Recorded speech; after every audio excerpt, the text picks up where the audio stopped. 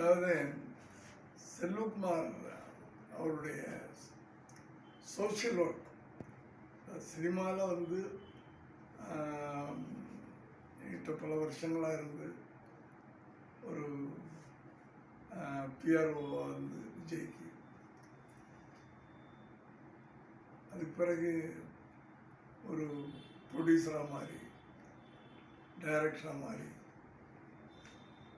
விஜயை வச்சே படம் எடுக்கிற அளவுக்கு வாழ்க்கையில் போயிருந்த கடினமான ஒரு உழைப்பு, அந்த உழைப்புக்கு கிடைத்த ஒரு பரிசு அப்படின்னு நான் நினைக்கிறேன். இந்த சின்சியராக வாழ்க்கையை நம்ம உழைச்சோம்னா கௌரவங்கள் தானே வரும், மதிப்பு மரியாதை. இப்போ அவர் தங்கியிருக்கிற அந்த குமரி மாவட்டத்தில் அவர் கலப்பை மக்கள் இயக்கம் அப்படின்னா தெரியாதவங்களே இருக்க மாட்டாங்க. அந்த அளவுக்கு தான் வாழ்கின்ற தன் சொந்த பூமி, அதுக்கு அவரால் முடிஞ்ச அளவுக்கு வாழ்க்கையில் அவர் சர்வீஸ் பண்ணிட்டார்.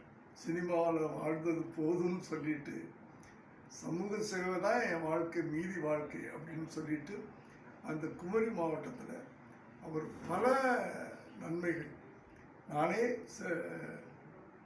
சிலவற்றில் பங்கு பெற்றிருக்கிறேன். அப்படி அந்த உழைப்புக்கு தான் சிவந்தி ஆதித்தனாருடைய இல்லையா அந்த கல்லூரியில் ஒரு பெருமையான ஒரு செக்ரட்டரி பதவி கிடைச்சது.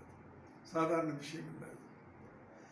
அடுத்தது இன்னைக்கு அவர் டாக்டர் பட்டம் கிடைச்சிருக்கு.